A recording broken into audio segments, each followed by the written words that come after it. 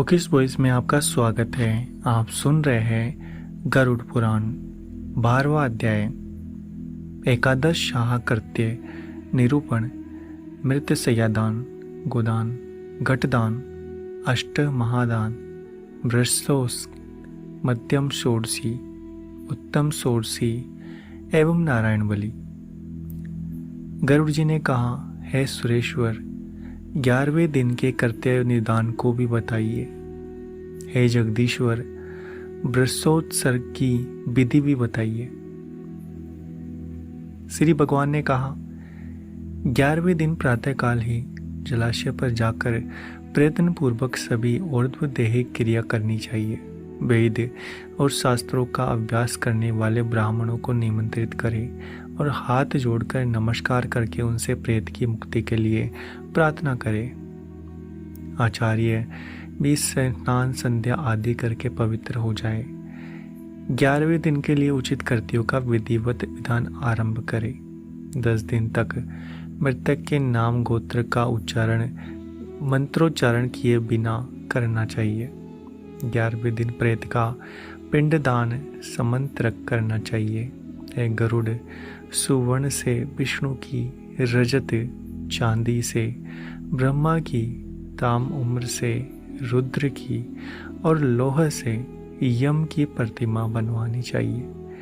पश्चिम भाग में गंगा जल से परिपूर्ण विष्णु कलश स्थापित करके उसके ऊपर पीत वस्त्र से वेष्टित विष्णु की प्रतिमा स्थापित करें। पूर्व दिशा में दूध और जल से भरा ब्रह्म कलश स्थापित करके उस पर श्वेत वस्त्र से वेष्टित ब्रह्मा की स्थापना करें। उत्तर की दिशा में मधु और घृत से परिपूर्ण रुद्र कुंभ की स्थापना करके रक्त वस्त्र वेष्टित श्री रुद्र प्रतिमा को उस पर स्थापित करें। दक्षिण दिशा में इंद्रोदक वर्षा के जल से परिपूर्ण यमगढ़ की स्थापना करें और काले वस्त्र से वेष्टित करके उस पर यम की प्रतिमा स्थापित करें। उनके मध्य में एक मंडल बनाकर उस पर पुत्र कुश से निर्मित कुशमयी परित्य की प्रतिमा स्थापित करें और दक्षिणाभिमुख एवं अपसव्य होकर तर्पण करें। विष्णु, ब्रह्मा, शिव और धर्मराज का वेद मंत्रों से तर्पण करें। तब होम करने के अनंतर श्राद्ध और 10 घट आदि का दान करें। तदंतर पितरों को तारने के लिए गोदान करें। गोदान के समय, हे माधव, यह गो मेरे द्वारा आपकी प्रसन्नता के लिए दी जा रही है। इस गोदान से आप प्रसन्न होवे, ऐसा कहे। प्रेत के द्वारा उपयुक्त आभूषण, वस्त्र, वाहन, घृत पूर्ण काश्य पात्र, सप्त धान्य और प्रेत के प्रिय लगने वाली वस्तुएं एवं तिलादि अष्ट महादान जो अंतकाल में न किए जा सके हो, सैया के समीप रखकर सैया के साथ इन सब का भी दान करें।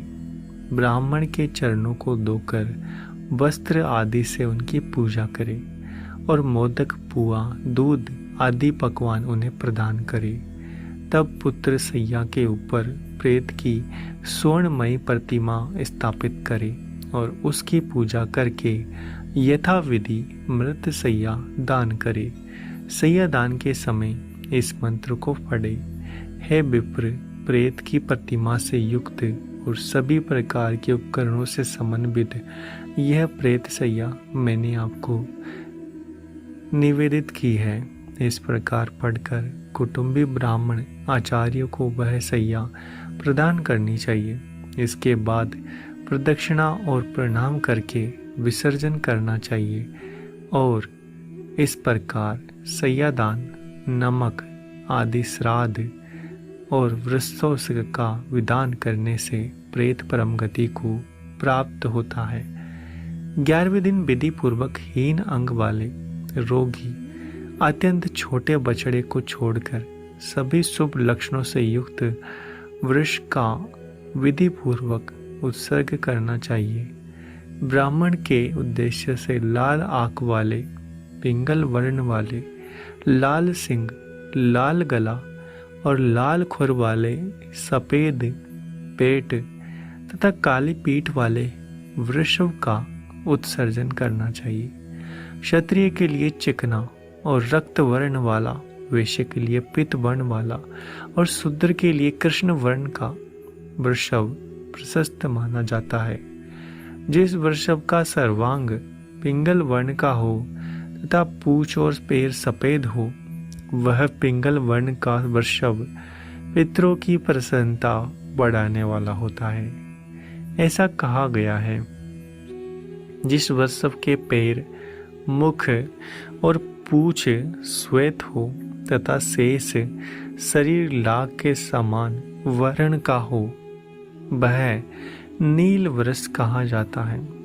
जो वृषभ रक्त वर्ण का हो तथा जिसका मुख और पूंछ पांडुर वर्ण का हो तथा खुर और सींग पिंगल वर्ण के हो, उसे रक्त नील वृष कहा जाता है। जिस सांड के समस्त अंग एक रंग के हो और पूंछ तथा खुर पिंगल वर्ण का हो, उसे नील पिंग कहा गया है। वह पूर्वजों का उद्धार करने वाला होता है। जो कबूतर के समान रंग वाला हो, जिसके ललाट पर तिलक सी आकृति हो और सर्वांग सुंदर हो, वह बब्रू नील वृषभ कहा जाता है। जिसका संपूर्ण शरीर नील वर्ण का हो और दोनों नेत्र रक्त वर्ण के हो, उसे महान नील वृषभ कहते हैं। इस प्रकार नील वृषभ 5 प्रकार के होते हैं। वृष का संस्कार करके उसे अवश्य मुक्त कर देना चाहिए। घर में नहीं रखना चाहिए। इसी विषय में लोक में एक पुरानी गाथा प्रचलित है। बहुत से पुत्रों की कामना करनी चाहिए, ताकि उनमें से कोई एक नया जाए अथवा गोरी कन्या का विवाह करे या नील वृष का उत्सर्ग करे। जो पुत्र वृष उत्सर्ग करता है और गाय में श्राद्ध करता है, वही पुत्र है। अन्य पुत्र विष्ठा के समान है, जिसके जो कोई पूर्वज रौरव आदि नरकों में यातना पा रहे हैं। 21 पीढ़ी के पुरुषों के सहित वृषोत्सर्ग करने पुत्र उसको तार देता है। स्वर्ग में गए हुए पितर भी इस प्रकार वृषोत्सर्ग की कामना करते हैं। हमारे वंश में कोई पुत्र होगा जो वृष उत्सर्ग करेगा, उसके द्वारा किए गए वर्ष उत्सर्ग से हम सब परम गति को प्राप्त होंगे। हम लोगों को सभी यज्ञों में श्रेष्ठ वर्ष यज्ञ मोक्ष देने वाला है। इसलिए पितरों की मुक्ति के लिए यथोक्त विधान से सभी प्रयत्न पूर्वक वृष यज्ञ करना चाहिए। वृषोत्सर्ग करने वाला ग्रहों की तदद मंत्रों से स्थापना और पूजा करके होम करे। शास्त्र अनुसार वृषभ की माता गौ की पूजा करे। बछड़ा और बछड़ी को ले जाकर उन्हें कंकण बांधे और वैवाहिक विधान की विधि के अनुसार स्तंभ में उन्हें बांध दे। फिर बछड़ा और बछड़ी को रुद्र कुंभ के जल से स्नान कराए। गंध और माल्य से सम्यक पूजा करके उनकी प्रदक्षिणा करे। तदंतर वृक्ष के दक्षिण भाग में त्रिशूल, वाम पार्श्व में चक्र चिन्हित करे। तब उसे छोड़ते हुए हाथ जोड़कर पुत्र इस मंत्र को पढ़े। पूर्व काल में ब्रह्मा के द्वारा निर्मित तुम वृष रूपी धर्म हो। तुम्हारे उत्सर्ग करने से तुम ववार्ण भव से पार लगाओ। इस मंत्र से नमस्कार करके बछड़ा और बछड़ी को छोड़ दे। भगवान विष्णु ने कहा, इस प्रकार जो वृष उत्सर्ग करता है, मैं सदा उसे वर प्रदान करता हूँ और प्रेत को मोक्ष प्रदान करता हूँ। अतः वृष उत्सर्ग कर्म अवश्य करना चाहिए। अपनी जीवित अवस्था में भी वृष उत्सर्ग करने पर यही फल प्राप्त होता है। पुत्रहीन मनुष्य तो स्वयं अपने उद्देश्य से वृषोत्सर्ग करके सुखपूर्वक परम गति को प्राप्त करता है। कार्तिक आदि शुभ महीनों में सूर्य के उत्तरायण होने पर शुक्ल पक्ष अथवा कृष्ण पक्ष की द्वादशी आदि तिथियों में सूर्य चंद्र के ग्रहण काल में पवित्र तीर्थ में दोनों अयन संक्रांतियों में विषुवत संक्रांतियों में वृष उत्सर्ग करना चाहिए। शुभ लग्न और मुहूर्त में पवित्र स्थान में समाहित चित्त होकर विधि जानने वाले शुभ लक्षणों से युक्त ब्राह्मण को बुलाकर जप होम और दान से अपने देह को पवित्र करके पूर्वोक्त रीति से सभी होम आदि कृत्यों का संपादन करना चाहिए। शालग्राम की स्थापना करके वैष्णव श्राद्ध करना चाहिए। तदंतर अपना श्राद्ध करे और ब्राह्मणों को दान दे। हे पक्षिन, अपुत्रवान अथवा पुत्रवान जो भी इस प्रकार वृष उत्सर्ग करता है उसकी सभी कामनाएं पूर्ण होती है। अग्निहोत्र आदि यज्ञों से और विविध दानों से भी वह गति नहीं होती, वृष उत्सर्ग से प्राप्त होती है। बाल्यावस्था, कौमार, पौगंड, यौवन और वृद्धावस्था में किया गया जो पाप है वह सब वृषोत्सर्ग से नष्ट हो जाता है, इसमें संशय नहीं है।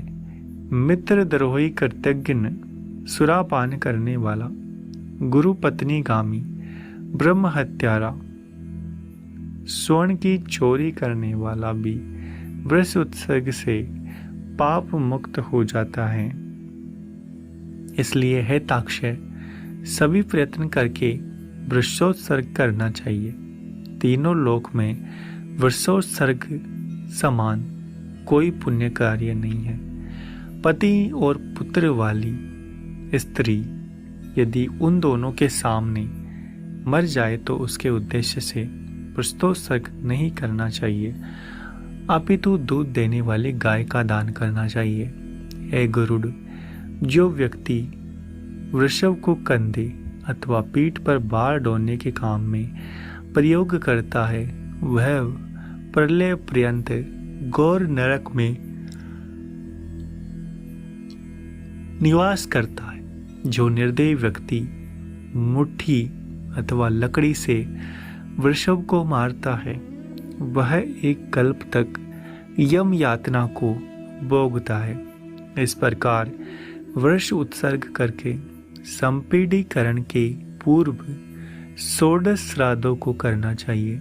वह मैं तुमसे कहता हूँ, मृत स्थान में, द्वार पर, अर्ध मार्ग में, चिता में, शव के हाथ में, अस्थि संचय में, इस प्रकार 6 पिंड प्रदान करके 10 दिन तक 10 गात्र के 10 पिंडों को देना चाहिए। यह प्रथम मलिन षोडशी श्राद्ध कहा जाता है और दूसरा मध्यम में किए जाने वाला मध्यम षोडशी कहा जाता है। उसके विषय में तुमसे कहता हूँ, मध्यम षोडशी में पहला पिंड भगवान विष्णु को, दूसरा शिव और तीसरा सपरिवार यम को प्रदान करे।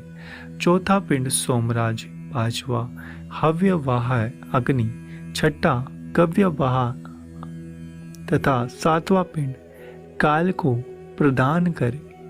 आठवां पिंड रुद्र को, नवा पुरुष को, 10वां प्रेत को और 11वां पिंड विष्णु को प्रदान करे। 12वां पिंड ब्रह्मा को, 13वां विष्णु को, 14वां शिव को, 15वां यम को, 16वां पिंड तत्पुरुष के उद्देश्य से देना चाहिए। एक अज्ञ तत्वविद लोग इसे मध्यम षोडशी कहते हैं। तदंतर प्रति मास के 12 पाक्षिक, त्रिपाक्षिक, ऊन षणामिक और उनावधिक इन श्राद्धों को उत्तम षोडशी कहा जाता है। इनके विषय में मैंने तुम्हें बताया है। हिताक्षय, इनको 11वें दिन चरु बनाकर करना चाहिए। ये 48 श्राद्ध प्रेत तत्व को नष्ट करने वाले हैं। जिस वर्तक के उद्देश्य से यह 48 श्राद्ध किए जाते हैं वह पितरों की पंक्ति के योग्य हो जाता है। इसलिए पितरों की पंक्ति में प्रवेश दिलाने के लिए षोडश स्तरीय, मलिन, मध्यम, उत्तम षोडशी करनी चाहिए। इन श्राद्धों में विहीन मृतक का प्रेत तत्व सुस्थिर हो जाता है और जब तक षोडश स्तरीय संज्ञक श्राद्ध नहीं किए जाते तब तक वह प्रेत अपने द्वारा अथवा दूसरे के द्वारा दी गई कोई वस्तु प्राप्त नहीं करता।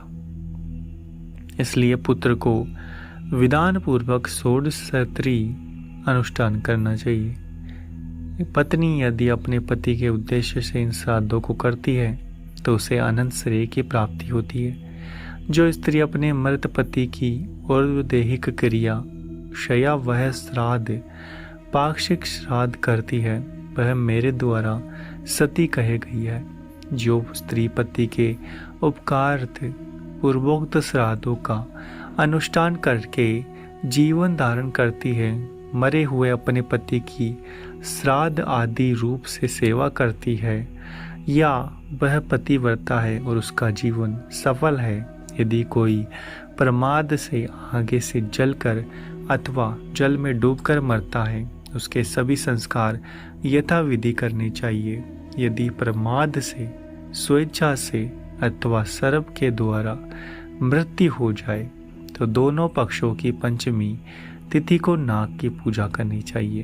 पृथ्वी पर पीठी से फण की आकृति वाले नाग की रचना करके श्वेत पुष्पा में सुगंधित चंदन से उसकी पूजा करनी चाहिए। धूप और दीप देना चाहिए।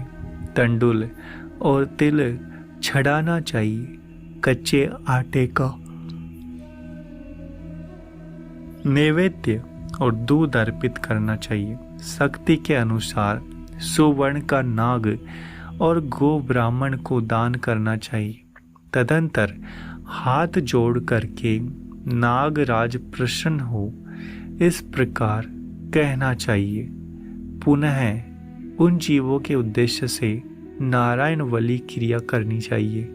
ऐसा करने से मृत व्यक्ति सभी पातकों से मुक्त हो स्वर्ग को प्राप्त होते हैं। इस प्रकार संपूर्ण क्रिया करके 1 वर्ष तक अन्न और जल के सहित घटक का दान करना चाहिए अथवा संख्या अनुसार जल के सहित पिंडदान करना चाहिए। इस प्रकार 11वें दिन श्राद्ध करके संपीडीकरण करना चाहिए और सूतक बीत जाने पर शय्यादान और पददान करना चाहिए। इस प्रकार गरुड़ पुराण के अंतर्गत शारोदार में एकादशाह विधि निरूपण नामक 12वां अध्याय पूरा हुआ। दोस्तों, उम्मीद है आपको हमारा ये प्रयास अच्छा लग रहा होगा। चैनल को सब्सक्राइब करें, वीडियो को लाइक और शेयर करना ना भूलें। मिलते हैं आपसे अगले एपिसोड में।